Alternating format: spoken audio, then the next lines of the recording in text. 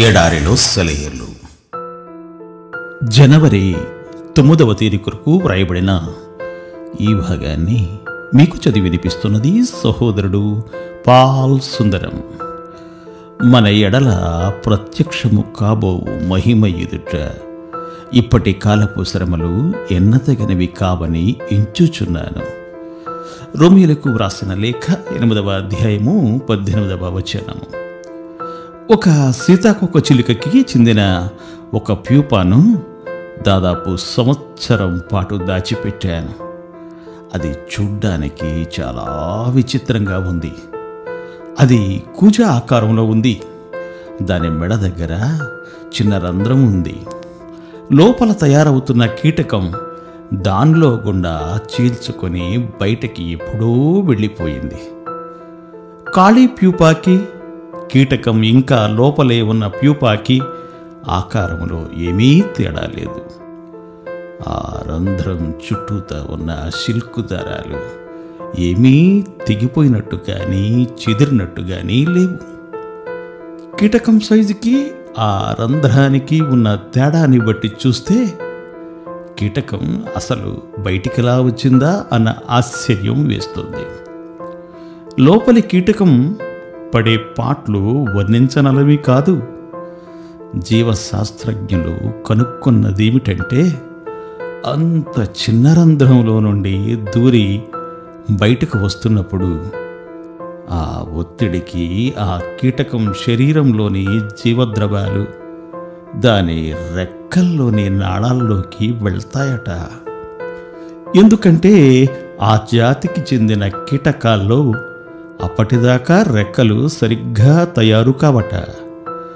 ఆ ద్రవాలు రెక్కల్లోకి ప్రవహించేదాకా ఆ రెక్కలు ఎగరడానికి పనికిరావట.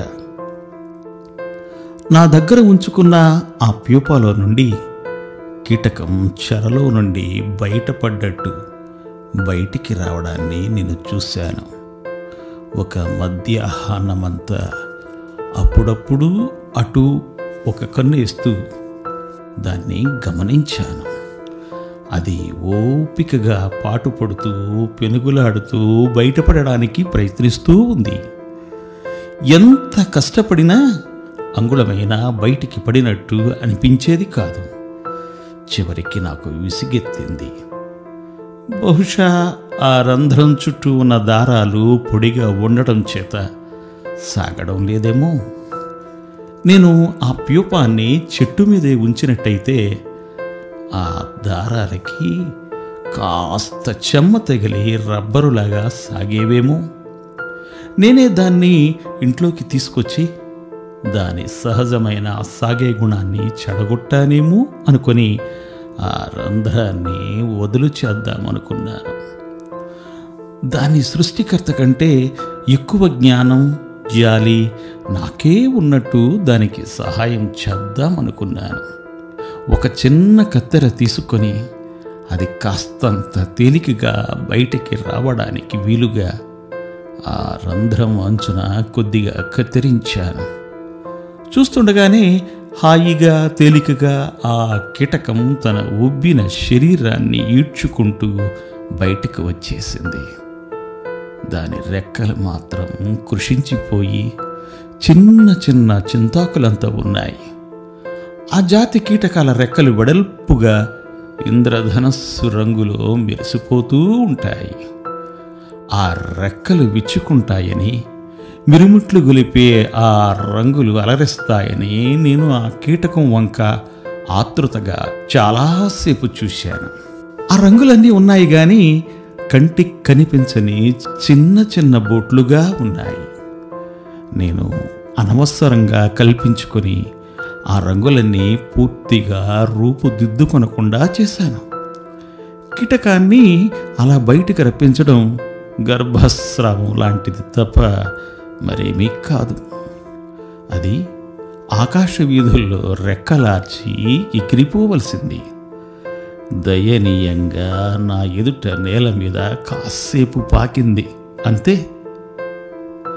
బాధలో, చిరాకులో, దుఃఖంలో అయోమయంగా తిరుగులాడుతుండే వాళ్ళని చూస్తూ దీని గురించి నేను చాలాసార్లు ఆలోచించాను. క్రమశిక్షణను కత్తెరతో కత్తిరించేసి పూర్తి బలం తెచ్చుకునే అవకాశాన్ని జార విడుచుకుంటారు దూరదృష్టి లేని మనుషులు.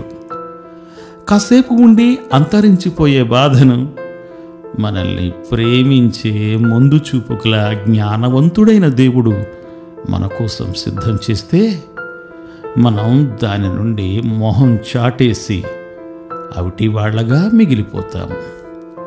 మన తండ్రి తన పిల్లల్ని ప్రేమిస్తాడు గనుకనే తన పరిశుద్ధతలో వాళ్ళు పాలు పంచుకోవాలని వాళ్ళని శిక్షకు గురి చేస్తాడు.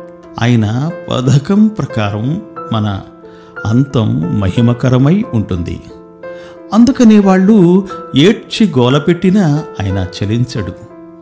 మనం శ్రమల మూలంగా మచ్చలేని వాళ్ళంగా అవుతాము. దేవుని పిల్లలు విధేయత అనే శిక్షణ పొంది శ్రమల ద్వారా మహిమలోకి ప్రవేశిస్తారు. దేవుడు మేము దీవించుగాక. ఆమేన్. ఆమేన్.